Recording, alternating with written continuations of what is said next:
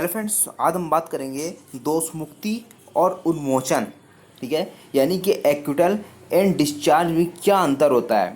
ठीक है, बेसिकली हम बात करें यहाँ पे अगर ट्रायल चल रही है अगर किसी की, ठीक है, चाहे सेशन ट्रायल हो चाहे मजिस्ट्रेट ट्रायल हो, तो वहाँ पर क्या होगा, या तो किसी व्यक्ति को क्या किया जाता है, दोष मुक्त किया जाता है, या फिर दोष सिद्ध किया जाता है, या फिर उन्मोचित कर दिया जाता है। दोष सिद्धि में तो समझ में आता है कि हाँ उसको कन्विक्शन हो गई, वो जेल में जाएगा।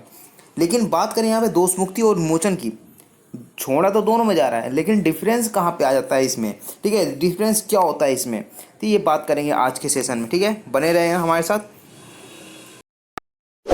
इस वीडियो को लाइक करें, हमारे चैनल को सब्सक्राइब कर बेल आइकन जरूर प्रेस करें हमारी न्यू वीडियो सबसे पहले देखने के लिए। सबसे पहले तो बात करें दोष मुक्ति की। ठीक है, जहाँ पे बात करें सेशन ट्रायल की, तो 232 धारा 232 क्या बात करता है कि दोष मुक्ति के बारे में, कि उसको दोष मुक्त कर दिया जाता है। ठीक है ना, सारे एविडेंसेस देखने के बाद पता चलता है कि हाँ इसमें कुछ भी नहीं है, तो उसको दोष मुक्त कर दिया जाता है। ठीक है, अब उसके बाद बात करते हैं उन्मोचन की। तो उन्मोचन कहाँ पे बताया गया, धारा 227 में आप देखोगे तो वहाँ पे कहता है कि अगर कोई सफिशिएंट ग्राउंड नहीं बनता कार्रवाई करने का आगे का, तो वहाँ पे क्या होगा, 227 में उसको उन्मोचित कर देता है। अब इसमें पहला अंतर की बात करें तो पहला अंतर क्या कहता है, दोष मुक्ति के बारे में सभी तथ्यों और साक्ष्यों का अवलोकन करने के बाद अभियुक्त को विधिक रूप से मुक्त कर दिया जाता है।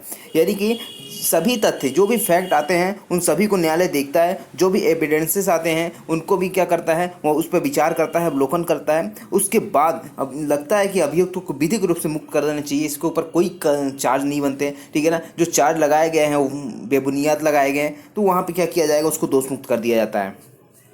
वहीं दूसरी ओर बात करें उन्मोचन की, तो यह न्यायालय का ऐसा आदेश होता है जिसमें केवल इस आधार पर छोड़ दिया जाता है कि प्रथम दृष्टया मामला बनता ही नहीं है और कोई साक्ष्य ना हो।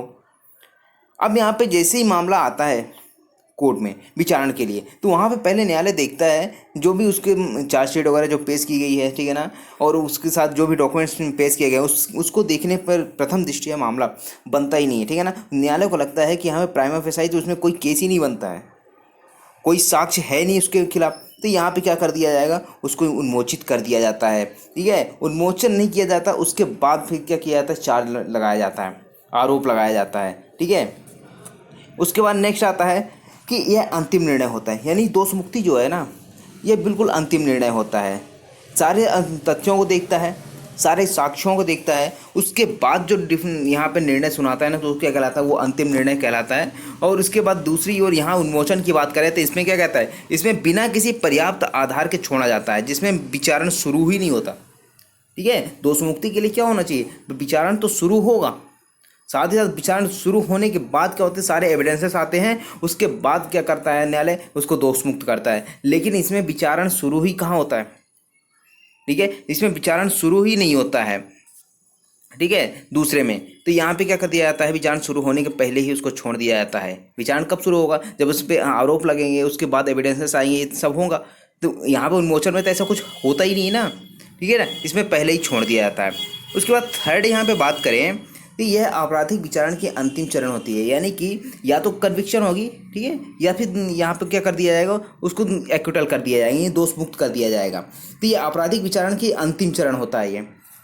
अब यहाँ पे बात करें उन्मोचन की, दूसरी ओर उन्मोचन की बात करते हैं, ये वास्तव में दांडिक विचारण की शुरुआत का चरण होता है। यानी कि स्टार्टिंग में देखा, न्यायालय क्या करता है, स्टार्टिंग में देखता है कि ये प्राइमा फेसाई देखता है कि इसमें केस बनता भी है या नहीं बनता है। तो इस टाइप में क्या होता है, ये स्टार्टिंग का चरण कहलाता है, स्टार्टिंग स्टेज कहलाती है। कौन सा, यहाँ पे उन्मोचन के बारे में। नेक्स्ट आता है आपका, एक बार दोष मुक्त करने के बाद उसी तथ्य और उसी अपराध के लिए पुनः विचारण नहीं होता। अब एक बार अगर किसी को कन्विक्शन हो गई, ठीक है ना, या फिर दोष मुक्त कर दिया गया, सारे एविडेंसेस देखने के बाद न्यायालय को लगता है कि इसने कोई अपराध नहीं किया, तो उसको छोड़ देता है। ठीक है, तो विधिक रूप से यहाँ पे क्या करता है, मुक्त कर देता है। पहले ऊपर सबसे पहले हमने यही पढ़ा, तो यहाँ पे क्या करता है, सारे एविडेंस देखने के बाद उसको क्या करता है, उसको छोड़ता है। तो पुनः विचारण इसमें क्या होती है, वार कर जाती है, वर्जन करती है कि पुनः विचारण नहीं होगी। यदि आपने एक बार दोष मुक्त कर दिया, दोष सिद्ध कर दिया, तो पुनः विचारण नहीं होगा। लेकिन यदि मान लीजिए उन्मोचन, अब स्टार्टिंग स्टेज थी, स्टार्टिंग स्टेज में प्राइमा फेसाई देखने पे पता चला कि यहाँ पे केस बनता ही नहीं है। जब केस नहीं बनता है तो उसको क्या कर दिया जाता है, उन्मोचित कर दिया जाता है। तो उन्मोचन होने के बाद भी अभियुक्त को दोबारा गिरफ्तार किया जा सकता है। ठीक है। प्राइमा फेसाई देखने में क्या हुआ कि उसने कोई अपराध नहीं किया, कोई सफिशिएंट ग्राउंड नहीं था, इसलिए उसको उन्मोचित कर दिया गया। लेकिन बाद में पता चलता है उसके खिलाफ कोई ठोस सबूत मिल जाए तो उस व्यक्ति को जिसको उन्मोचित किया गया था ना, उसको पुनः गिरफ्तार किया जा सकता है और उसके बाद ट्रायल चलाई जा सकती है। ठीक है, ये कुछ बेसिक डिफरेंस था। आई होप आपको ये पूरा समझ में आया होगा, एक्विटल एंड डिस्चार्ज में डिफरेंस। ठीक है।